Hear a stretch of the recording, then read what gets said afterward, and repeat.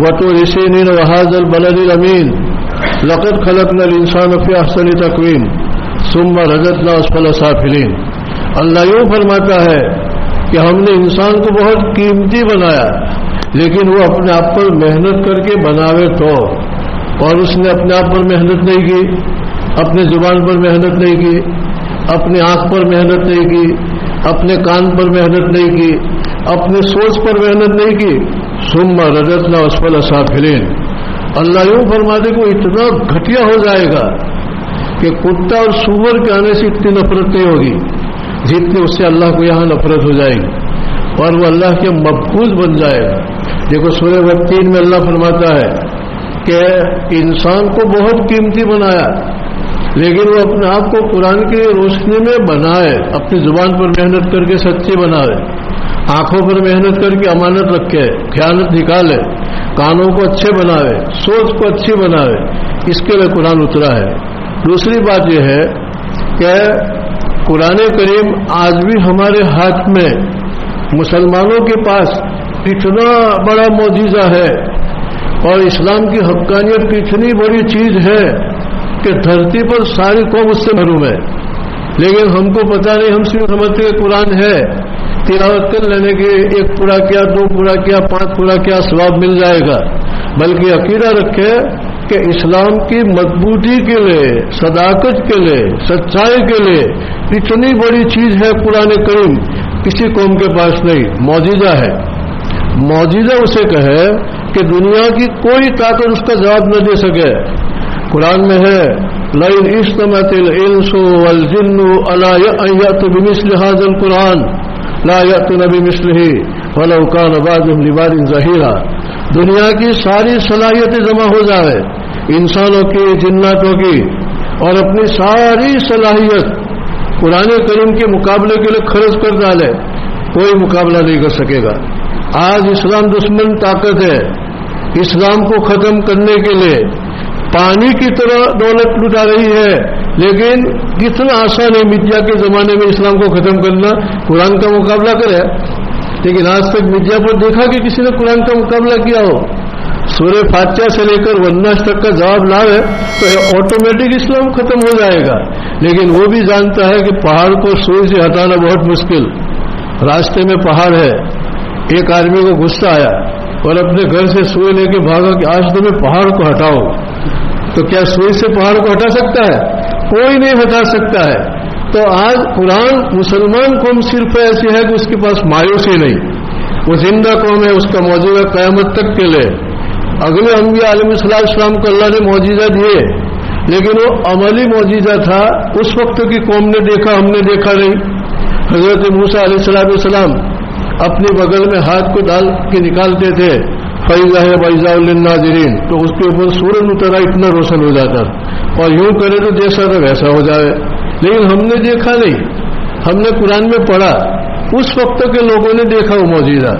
حضرت موسیٰ علیہ السلام لاٹھی کو زمین پر ڈالے، سانپ بن جائے، فَإِذَا هِيَ حَيَّةٌ تَسْعَىٰ. کتنا بڑا معجزہ. دنیا میں کوئی طاقت ہے کہ سانپ لاٹھی کو ڈالے نہ سانپ بن جائے، اور جب اٹھا لے سانپ کو تو بھی لاٹھی بن جائے. یہ اللہ تعالیٰ نے موسیٰ علیہ السلام کو معجزہ دیا. حضرت صالح علیہ السلام کو اللہ نے معجزہ دیا. پہاڑ پھٹا، پہاڑ کے اندر سے کاربن اٹھنے نہیں نکل کے بچہ دیا. تو آج کوئی ایسی چیز ہے کہ پتھر میں سے اٹھ نہیں نکلے اور بچہ دے؟ تو معجزہ اسے کہے کہ اللہ اپنی عادت چھوڑے اور اپنی عادت کے خلاف کوئی ایسی چیز نبی کے ہاتھ پر دے کہ دنیا اس کو لانے سے عاجز. عیسیٰ علیہ السلام اندھے کے آنکھ پہ انگلیاں رکھتے یوں کرے تو بینا ہو جاتا تھا. کوڑی بدن کو یوں ہاتھ پھیر دے تو ٹھیک ہو جاتا تھا. بیمار کو پھونک مارے اور مٹی کا پرندہ بنا کے پھونک مارے تو بسم اللہ اڑتا ہو جاتا تھا. یہ معجزہ تھا. لیکن وہ اپنے اپنے وقت میں لوگوں نے دیکھا. ہمارے پاس تو ایک دو معجزے نہیں، الحمدللہ کے اندر 7 آیتیں ہیں. یہ 7 معجزے ہیں. والناس تک جتنی سینکڑوں آیتیں ہیں، ہر آیت مستقل معجزہ. آج بھی چیلنج ہے، وَإِن كُنتُمْ فِي رَيْبٍ مِّمَّا نَزَّلْنَا عَلَىٰ عَبْدِنَا فَأْتُوا بِسُورَةٍ مِّن مِّثْلِهِ. قرآن فرماتا ہے کہ اگر تم کو شک ہو، اگر تمہیں شنکا ہو کہ قرآن اللہ کی کلام نہیں، تو قرآن آج بھی دعوت دیتا ہے صلاحیت والوں کو ایک آیت پیش کر دے. لیکن نہیں پیش کر سکیں گے، کوئی بھی نہیں پیش کر سکے گا۔ تو دیکھو موسیٰ علیہ السلام کے زمانے میں، صالح علیہ السلام کے زمانے میں، عیسیٰ علیہ السلام کے زمانے میں معجزات ایک دو تھے، لیکن ہم کو اللہ نے قیامت تک کے لیے معجزہ کتنا دیا؟ والناس تک ہزاروں معجزے ہمارے پاس ہیں۔ تو ہمارے پاس کتنی بڑی اسلام کی حقانیت کی طاقت، لیکن ہم شیطان نے قرآن سے ہم کو اتنا دور کر دیا کہ قرآنی تعلیمات، قرآن کے اصول، قرآن کا معاشرہ، قرآن کی اخلاقیات، قرآن کا ایمان وہ ہماری آنکھوں سے اوجھل ہو گیا، اور ہم نے اپنے من سے اپنا ایمان بنایا، اپنے من سے اپنا اسلام بنایا، اپنے من سے اپنے جذبات بنائے۔ تو کیا ہے؟ وہ لکڑی کے ستون ہے، اس کے اندر کوئی طاقت نہیں ہے۔ قرآن کے روشنی میں اپنے آپ کو بناوے۔ تو قرآن اس لیے اترا تاکہ انسان کو بنائے۔ دیکھو میں ایک مثال دوں، ایک قوم ناشکری ہے اور اس کے اندر کوئی بھی نعمت آئے تو ناشکری کرتی ہے۔ ناشکری اسے کہے کہ اللہ کی راضی کرنے میں نعمت کو استعمال نہ کرے، یہ سب سے بڑا ناشکری کا ایک پہلو ہے۔ تو قرآن کریم شکر گزار بنانے کے لیے ایک صورت ہم امام کے پیچھے سنتے ہیں، والعادیات ضبحا فالموریات قدحا فالمغیرات صبحا فاصلن به نقعا فوسطن به جمعا ان الانسان لربه لکنود۔ قرآن میں اللہ یوں فرماتا ہے کہ میں قسم کھاتا ہوں مجاہدوں کے ان گھوڑوں کی قسم کہ مالک کے اتنے چنے کھائے، اس گھوڑے نے مالک کے اتنا سا دانا کھایا، لیکن مالک کی اشارے پر وفاداری میں اپنی ہتھیلی پر جان رکھ کے جان کی پرواہ کیے بغیر والعادیات ضبحا جنگلوں میں دوڑتے ہیں، دشمن کے فوج کے اوپر حملہ کرتے ہیں، ان کے بیچ میں گھس جاتے ہیں۔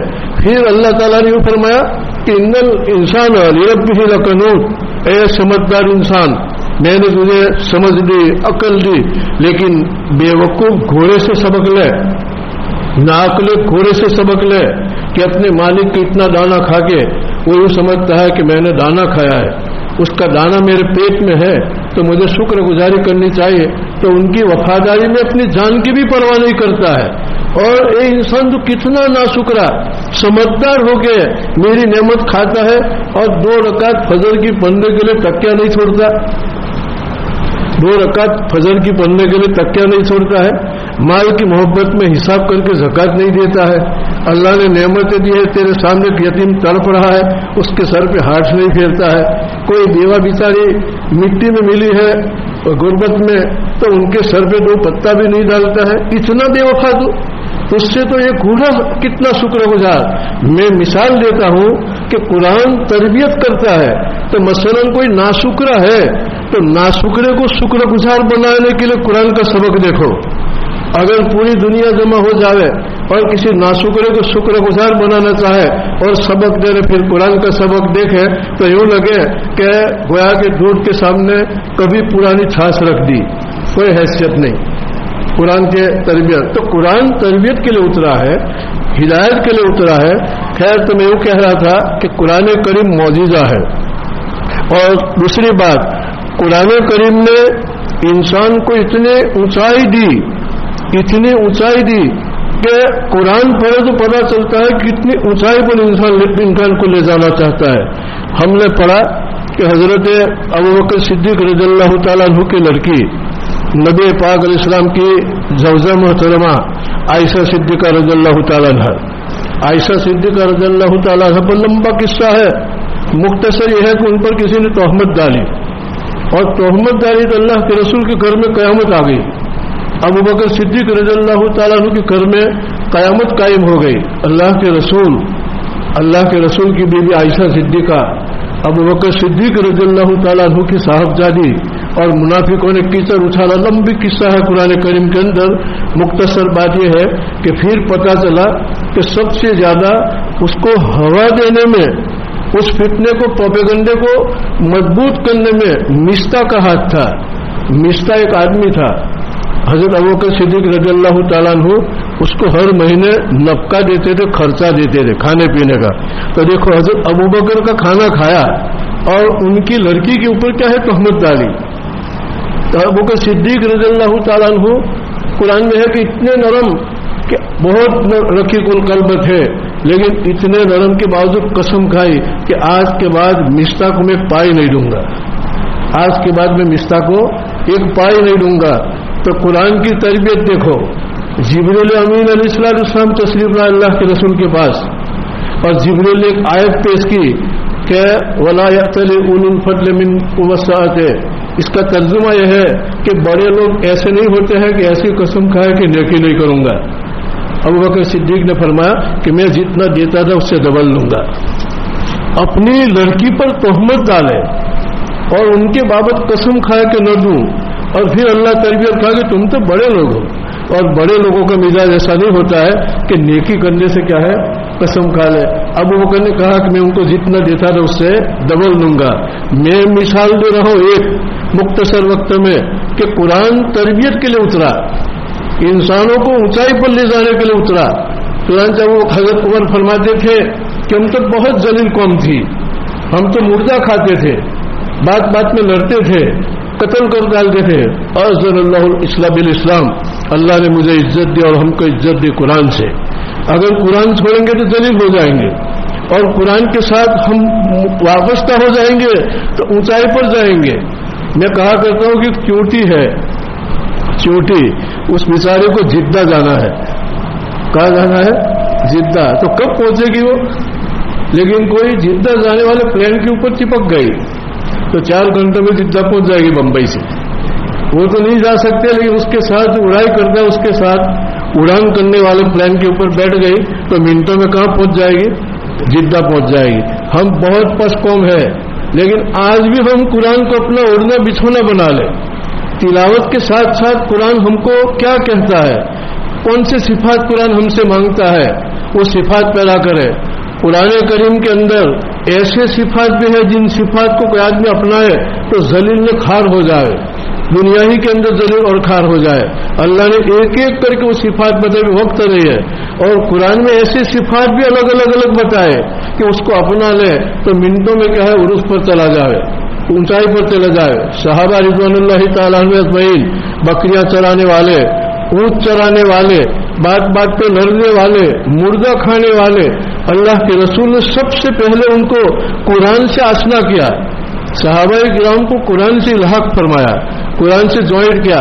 ابو حضرت عمر رضی اللہ تعالیٰ عنہ کفر کے زمانے میں کفر کے ساتھ اسلام کے مقابلے بہت طاقتور تھے، لیکن نبی پاک صلی اللہ علیہ وسلم نے جب ان کو وحی سے جوائنٹ کیا تو ان کی رائے کے مطابق قرآن اتارتا تھا۔ حضرت عمر رضی اللہ تعالیٰ عنہ کی موافقات ہے، یعنی دماغ اس طرح سے بنا دیا قرآن جیسا۔ مسجدوں میں مسجد بننے کے بعد نماز پڑھنے کے لیے آنے کے لیے کوئی رواج نہیں تھا، کوئی نظام نہیں تھا کہ کس طرح مسجد میں دعوت دی جاوے۔ یوں آتا ہے کہ نبی پاک صلی اللہ علیہ وسلم نے صحابہ کی مجلس فرمائی، اور مجلس میں ہر ایک سے رائے لی کہ مسجد میں لوگوں کو کیسے بلایا جائے۔ کسی نے کہا کہ نماز کے وقت آگ جلاؤ، کسی نے کہا کہ باجا بجاؤ، کسی نے کہا کہ کوئی اور چیز کرو، جھنڈے لہراؤ، لیکن یوں کر کے مجلس برخاست ہو گئی۔ ایک صحابی رضی اللہ تعالیٰ عنہ کو رات میں فرشتہ آیا اور فرشتے نے اذان بتائی، عبداللہ ابن زید ابن عبد ربہ رضی اللہ تعالیٰ عنہ، اور اس صحابی نے پھر آپ علیہ السلام کو آ کے کہا کہ یا رسول اللہ، میں نے فرشتے کو ایک کلمہ کچھ کلمہ پڑھتے ہوئے سنا۔ آپ علیہ السلام نے فرمایا کہ بولو، تو صحابی رضی اللہ تعالیٰ نے اذان کے کلمات بوئے۔ حضرت نبی پاک صلی اللہ علیہ وسلم نے پسند فرمایا، حضرت بلال کو بلا کے یوں کہا کہ دیکھو یہ نماز کے وقت کلمہ دینے کا۔ تو مطلب یہ ہے کہ صحابہ کو وحی سے کتنا قریب کیا کہ صحابہ کی رائے وحی بن جاتی تھی، صحابہ کی فکر قرآن بن جاتی تھی۔ تو جب تک قرآن کو تلاوت کے ساتھ سمجھے نہ کسی عالم کے پاس بیٹھ کے کہ قرآن کی مانگ کیا ہے، قرآن ہم سے کیا کہتا ہے۔ میں کہا کرتا ہوں کہ قرآن صرف اس لیے نہیں اترا کہ کوئی آرام سے مرے۔ ہماری عادت کیا ہے کہ کوئی مرنے والا ہو تو اس کے پاس بیٹھ کے یاسین شریف پڑھتے ہیں، تو خالی اس کے لیے تھوڑی جبریل آئے۔ 23 سال تک جبریل علیہ السلام اور سر سے فرش پر آئے، 23 سال تک چکر کھائے اتنی اونچائی سے یہاں۔ یہ چکر کھائے اس لیے آئے کہ کوئی مرے تو آرام سے مرے، اور ان کے پاس کیا ہے یاسین شریف پڑھ لینے کی، یا کوئی ماشاءاللہ مکان بنائے تو برکت کے لیے خالی قرآن پڑھ لینے کا، یا کوئی دکان چالو کرے تو دکان میں برکت کے لیے کیا ہے قرآن پڑھ لینے کا۔ قرآن کریم پوری دنیا کے انسانوں کے لیے مشترک سرمایہ ہے، جیسے پانی یہ پانی پیاسے کے لیے ہے، تو خالی مسلمان کو پیاس لگتی ہے؟ ہر ایک کو پیاس لگتی ہے، جانور کو بھی لگتی ہے۔ تو جیسے پانی مشترک سرمایہ ہے، اسی طرح قرآن ہر ایک کو انسان بننا ہے۔ انسان تو گوشت کا لوچڑا ہے، لیکن صفات سے انسان بنتا ہے۔ تو قرآن انسان بنانے کے لیے اترا، تو پوری دنیا کے لیے کیا ہے؟ مشترک سرمایہ ہے۔ یہ میں کہا کرتا ہوں کہ ہماری کمزوری ہے کہ ہم یوں بولتے کہ مسلمانوں کا قرآن، یہ پاڑے ہم نے قائم کر دی کہ ان کا نہیں ہمارا۔ قرآن تو ایسا ہے جیسے روٹی سب کے لیے، پانی سب کے لیے، اسی طرح قرآن کریم ساری قوم کے لیے ہے۔ میں مثال دیا کرتا ہوں کہ چوراہے کے اوپر گھنٹا گھر ہو، ٹاور، اور گھنٹا گھر اور ٹاور اس کا صحیح وقت بتاتا ہے، 1 منٹ آگے پیچھے وہ گھڑی نہیں ہوتی ہے، تو کوئی بھی آتے جاتے اپنی گھڑی دیکھ کے وہ گھڑی ملاتا ہے، تو اس کو یقین ہے کہ یہ گھڑی سچی ہے، 1 منٹ آگے بھی نہیں، 1 منٹ پیچھے بھی نہیں، تو اپنی گھڑی اس سے ملا لیتا ہے۔ اسی طرح پوری قیامت تک آنے والی انسانیت کے لیے قرآن گھنٹا گھر ہے، ٹاور ہے۔ ہر ایک اپنی زندگی کی گھڑی قرآن سے ملا ہے کہ میری آنکھ قرآن کے برابر ہے؟ نہیں ہے۔ میری زبان قرآن جیسی ہے؟ نہیں ہے۔ میرا کان قرآن مانگتا ایسا ہے؟ نہیں ہے۔ میری سوچ قرآن چاہتا ایسا ہے؟ نہیں ہے۔ تو اپنی زندگی کی گھڑی ملا ہے، اور اگر اپنی زندگی کی گھڑی نہیں ملائی تو قبر میں جانے کے بعد فرشتے جب نکیر منکر آئیں گے تو کہیں گے کہ کچھ پھول لگتا ہے آنکھ میں، کچھ پھول لگتا ہے کان میں، کچھ زبان میں، کچھ سوچ میں، ریجیکٹ مال ہے، اس کو سائڈ پر کرو۔ یہ کیا ہے؟ یہ سیدھی سادے انداز میں قرآن ہم سے کیا مانگتا ہے وہ۔ اس لیے حدیث میں آتا ہے کہ جب کوئی آدمی قرآن پڑھتا ہے تو حق سبحانہ و تعالیٰ کسی عمل پر اتنا متوجہ نہیں ہوتا ہے، جب کوئی قرآن پڑھتا ہے اللہ متوجہ ہوتا ہے۔ اللہ کی توجہ قرآن پڑھتے وقت جتنی ہوتی ہے، ایمان کے بعد کوئی دوسرا ایسا عمل ہے نہیں، حدیث میں آتا ہے۔ اور حدیث میں یہ بھی آتا ہے کہ اگر کسی کو اللہ نے قرآن کی دولت دی، قرآن سے عشق دیا، محبت دیا، تلاوت کی توفیق دی، اور اس کے سوا کسی نعمت کو نعمت سمجھتا ہے، فقط استخف بالقرآن، اس نے قرآن کی توہین کی، قرآن کی کیا ہے باطنی بے ادبی کی۔ یہ بڑی دولت ہے۔ خیر ابھی تو میں زیادہ وقت نہیں لیتا ہوں، ہو شب قدر ہو اور آج تو عمل کرنے کا ہے، صدقہ کرے، تلاوت کرے، ذکر کرے، اور دعا اپنے میں جو مانگ ہے اس مانگ کو اللہ کے سامنے پیش کرنے یا اللہ کو بہت پسند۔ اللہ کسی آدمی، کوئی آدمی اپنے کو محتاج سمجھتا ہے، بیمار تندرستی کا محتاج، الجھن والا عافیت کا محتاج، بے پیسے والا پیسوں کا محتاج۔ دنیا میں جتنی ضروریات ہے کون محتاج؟ ہر انسان سمجھتا ہے کہ میں کس چیز کا محتاج ہوں، تو اندر سے ایک ابھر ہوتا ہے اپنی محتاجگی کا، اور اللہ کو غنی سمجھ کے کہتا ہے کہ اللہ عافیت دے دے تو بھرپور خزانے کا مالک ہے، اے اللہ تندرستی دے دے تو بھرپور خزانے کا مالک ہے، اے اللہ میں کمزور ہوں طاقت دے دے تو بھرپور طاقت کا مالک ہے۔ اندر سے جو ابھار نکلتا ہے، ایسی دعا آج کرے اللہ کے سامنے۔ حضرت تھانوی رحمۃ اللہ لکھا ہے کہ میرے استاد تھے مولانا یعقوب صاحب نانوتوی، وہ رات کو دعا کرے اور کوئی اگر بھول سے دیکھ لے حضرت کو کہ دعا کر دے تو ایسا لگے جیسے اللہ سے باتیں کرتے ہیں، دعا اس طرح کرے جیسے اللہ سے بات ہے۔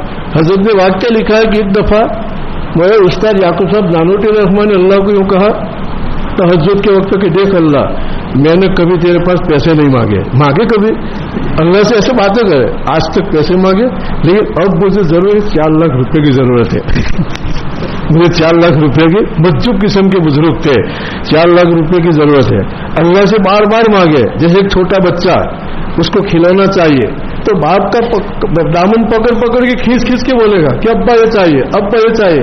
اس طرح بندہ اللہ سے مانگے، یہ دعا کی ادا ہے۔ اس طرح سے اللہ سے مانگے تو پھر اللہ کو رحم آتا ہے تو اس کی مانگ ان استجب لکم، اللہ فرماتا ہے کہ بندو مانگو مجھ سے اپنی حاجت، میں تمہاری حاجت کو پورا کروں گا۔ قرآن میں ہے کہ انتم الفقراء نحن الاغنیاء، تم سب محتاج ہو، مجھے کسی کی ضرورت نہیں ہے، میں مقام سمجھیت پر ہوں، اللہ سمجھ ہے، بے نیاز ہے۔ جب کوئی اپنی حاجت اللہ کے سامنے پیش کرتا ہے اللہ اتنا خوش ہوتا ہے، اس وقت اللہ کی جو رضا ہے اور جو اللہ کی خوشی ہے کوئی اور وقت اتنی رضا اور خوشی نہیں ہوتی ہے۔ اپنی حاجت پیش کرے تو اللہ دینی، اپنی حاضر اللہ کے سامنے پیش کرے نا، اور ہر ایک سمجھتے کہ میں کروں گا، تو کرے گا تو پھر اللہ کیا کرے گا؟ تو سب کچھ کرنے والا ہے تو پھر اللہ کس کام کے لیے ہے؟ ہر چیز اللہ کرنے کے لیے ہے۔ قرآن میں ہے वल्लाहु गालिबुन अला अम्रिही वलाकिन अक्सरुन नास ला यअलमून। अल्लाह फरमाते कि मैं झाड़ू वो होता है लेकिन बेचारी पब्लिक समझते नहीं। होता वो है जो मैं झाड़ू, लेकिन लोग समझते नहीं। तो हम तो कुछ नहीं कर सकते हैं, अंदर का एक उबाल होता है, उस वक्त अल्लाह के सामने उबाल पेश कर दो।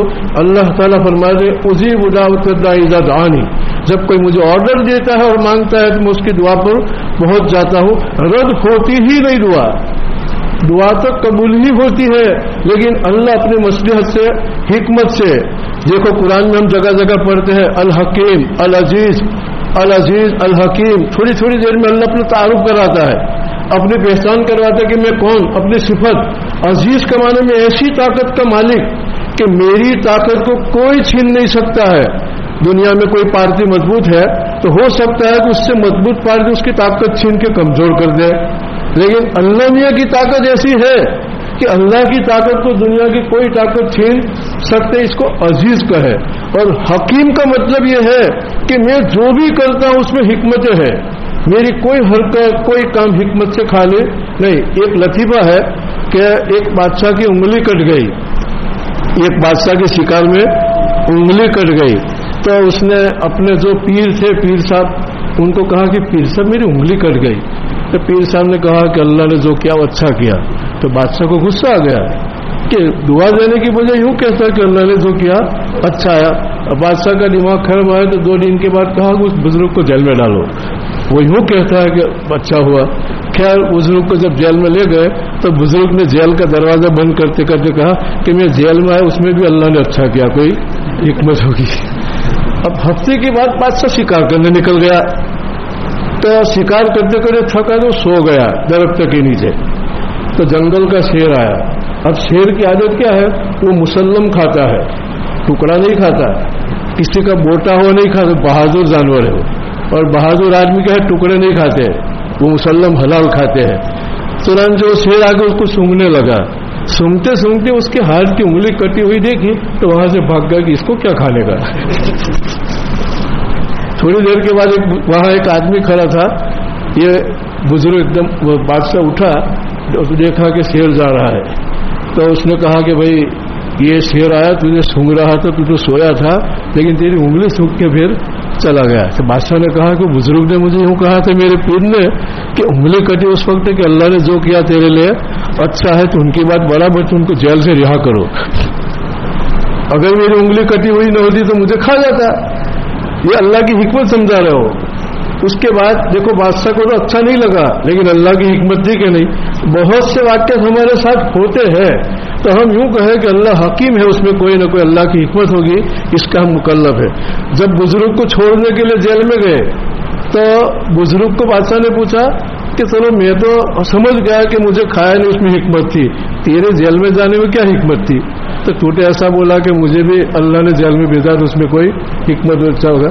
बुजुर्ग ने कहा कि हर वक्त तू मुझे अपने साथ रखता था, अगर मैं जेल में न होता तू तो अपने साथ शिकार में ले जाता नहीं तो मुझे तो खाद जाता नहीं, तो मेरे लिए भी हिकमत थी। मैं सीधे साधे अंदाज में समझाऊं कि कुरान समझो, कुरान में सिफतें हैं, अल अजीज गालिब हो, अल हकीम थोड़ी थोड़ी देर में अल हकीम मेरी हिकमत का मालिक हो, हर चीज में मेरी क्या है हिकमत है। एक बुजुर्ग किनारे पर थे समंदर के, तो देखा कि बिच्छू दौड़े दौड़े जा रही, इमाम राजी ने लिखा है, छलांग मार के एक काचवा था, कछुआ उसके पुष्ट पर बैठ गया बिच्छू और पानी में तैरते तैरते जाने लगा। ये बुजुर्ग सोचने लगे कि इसमें अल्लाह की क्या हिकमत होगी, मैं जरा अल्लाह की हिकमत मालूम करने उसके पीछे पीछे जाऊं। चुनाचे वो कछुए के पीछे पीछे गए, किनारा आया तो बिच्छू वहां से उतर गया और एक बगीचे में बिच्छू धीरे धीरे पहुंचे, बुजुर्ग पीछे पीछे। दरख्त के नीचे, अमरूद के दरख्त के नीचे एक आदमी सोया हुआ था। अब सांप वहां पहुंचने की तैयारी थी काटने के लिए, इतने में बिच्छू ने जाके सांप के मुंह में डंक मारा और सांप पलट के भाग गया। एकदम वो आदमी उठा तो डंडा लेके बिच्छू को मारने लगा, तो वहां एक आदमी खड़ा था, उसने कहा कि बिच्छू को मत मार, बिच्छू न होता तो सांप तुझे डस लेता, ये सांप देखो जा रहा है वो तुझे काटने आएगा। बुजुर्ग समझ गया कि अल्लाह की हर हरकत में सकनत में क्या है हिकमत है। ये तो मैं एक मिसाल दे रहा हूं, कुरान करीम में हक सुब्हानहू तआला ने अपने 99 सिफत बयान की, अल कदीर और अलीम الرازق، الحکیم، العزیز ہر صفت کو معلوم کرے تو دنیا میں اس کی زندگی جنت میں جانے سے پہلے جنت لگے گی. اس کو کوئی قسم کا ٹینشن نہیں ہوگا کہ ہر چیز میں کیا اللہ کی کوئی حکمت ہے، کوئی صفت ہے. تو قرآن رحمت تمام کے لیے اترا ہے. اس لیے کسی نے کہا ہے کہ قرآن کریم ہمدردی صرف اپنی فیملی کی ہمدردی نہیں سکھاتا ہے کہ بس میرا خاندان، میری فیملی یا ہم 5-6 ان کے سوا بس سب جانور. قرآن عالمی ہمدردی سکھاتا ہے رحمت للعالمین. اس کے دل کے اندر دوسروں کے بابت ہمدردی عام ہو، یہ قرآن کی مانگ ہے. اگر ہم صرف فیملی ہی کے ساتھ ہمدردی رکھتے ہیں تو قرآن کی مانگ کے خلاف ہے. قرآن جو مانگتا ہے وہ اللہ تعالیٰ ان باتوں پر ہم سب کو عمل کرنے کی توفیق عطا فرمائے. وآخر دعوانا الحمد للہ رب العالمین.